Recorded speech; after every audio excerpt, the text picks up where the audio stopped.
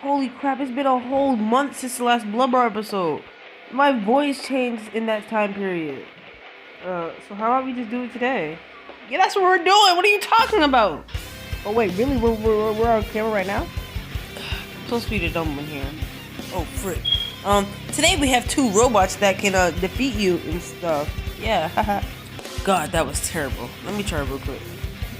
Today we have two of the most fighting robots capable of defeating any evil that comes in their way. Will one of them go out unscathed, or will they have a battle to the death where both of them loses? It's time to see now in this episode of Blood Brawl. Sure. Iron Man, the robot genius of the Marvel Universe. And Megaman X, classic Megaman successor to the new rule. He's Gothic and I'm Pichu. And it's time to see who wins. Wait, hold up. Pause the intro. Aren't we basically just stealing that from Death Battle?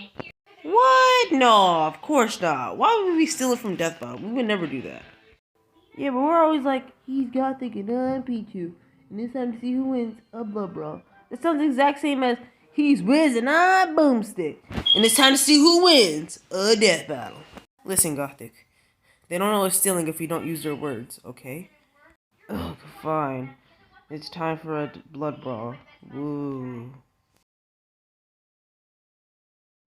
When you think of a genius, when you think of a billionaire, who comes to your mind?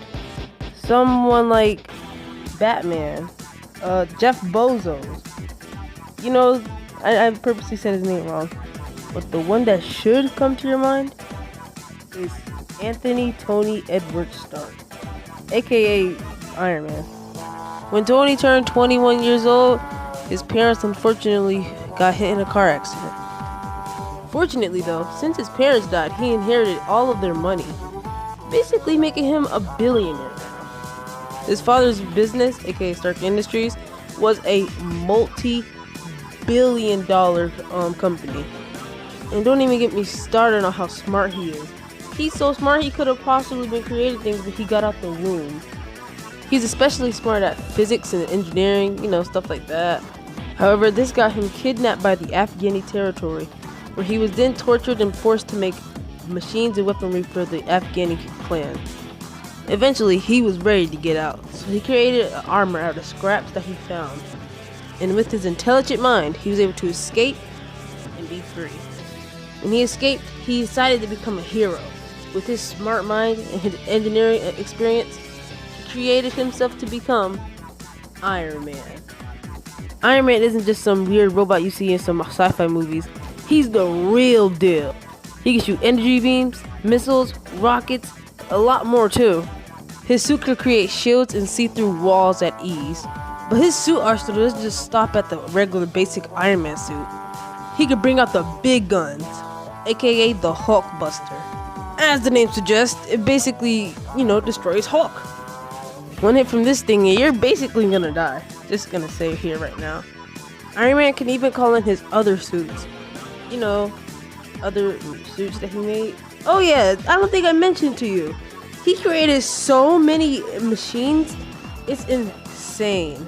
Just talking about each and every one of them will be a waste of time. It will take like days. Iron Man even possesses the hammer, which is a device that can possess the energy of the sun and shoot at the opponents. Oh, and he also has this weird, bot in his computer thing. We don't really know what it is, but their name is Friday or Jarvis, Jarvis/Friday can also help Tony create, suits and stuff. He needs her to summon the hammer and, to summon other suits and stuff. In the end, Tony became part of the Avengers, where he soon learned that being a hero is not what it seems, but it's all the more funner.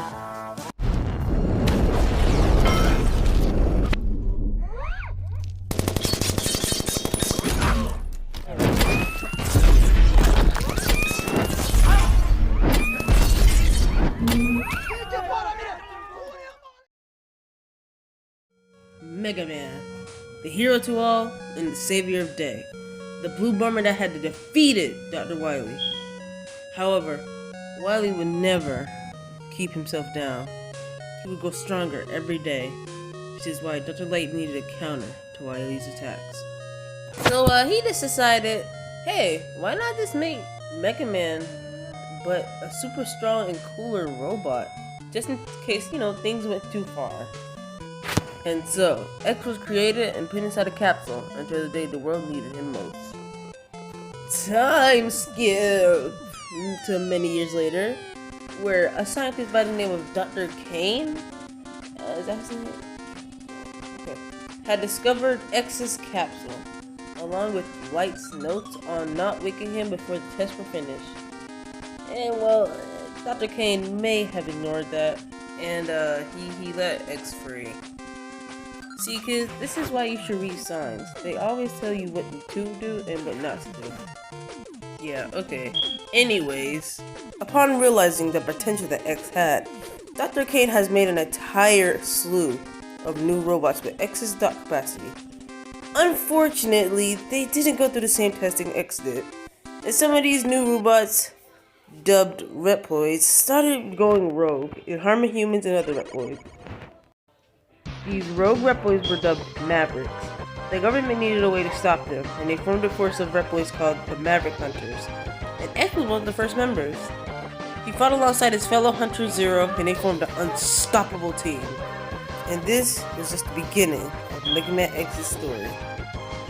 All in the line of duty. X is a tall blue robot with a hand that can switch into an X-Buster, a sort of gun-like projectile launcher that can shoot out beams. This projectile launcher can be charged to make a harder and longer beam. Harder and longer, you say?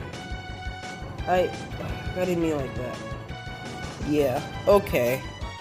Anyways, he could dash and wall climb, something the original Mega Man could not do. And just like the classic Mega Man, he also has a copy weapon system. This allows him to copy the abilities of rogue Mavericks that he defeats, giving him a massive arsenal. On top of Mega Man having a large arsenal, he also has a bunch of armors. His armors can give him X-ray vision, allow him to fly, and being near invincible. One of them even gives him a saber, a sword-like being that's kind of like light in a way. It's kind of like a lightsaber, to be honest. On the topic of armors, I actually created one myself. It's called the Nanotech Armor. Okay, what does it do? It allows me to hop through dimensions without burning myself. Couldn't you already do that? What are you talking about? Like, I could not do that. I think he's on the way. Anyways. X has a few weaknesses as well. X is typically a pacifist, refusing to fight unless he needs to. This can sometimes leave him to be caught off guard, captured, or even defeated. X might be a pacifist, but this won't mean he won't kick serious butt if he needs to. He defeated Sigma. You know what rhymes with Sigma, Gothic? What? Ligma. Nice. Why are we even friends? Wait, Gothic, I have to tell you what Ligma means. It means Ligma.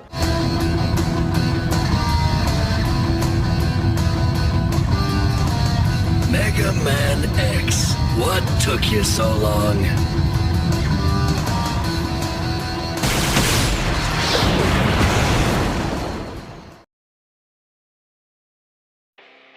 Alright, the combatants are set.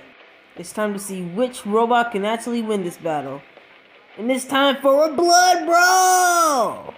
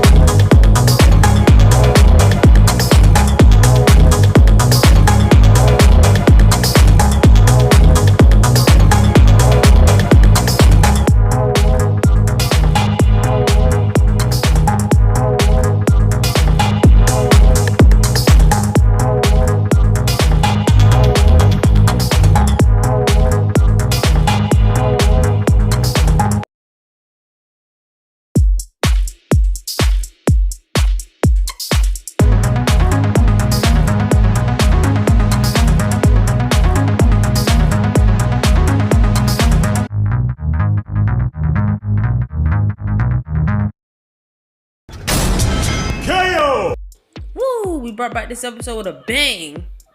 But how does Iron Man beat Megaman X? Isn't he like the stronger version of Mega Man? Okay, so first off, let me just get something out the way. Iron Man could have defeated Mega Man X without even being there. He could have easily just summoned all his armors to take him out, like as you've seen in the fight.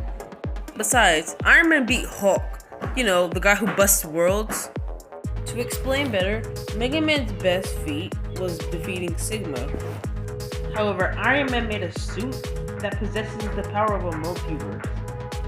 In the end, I just don't see a logical way that Mega Man X could have possibly be able to beat Iron Man. Therefore, the winner of this battle is Iron Man.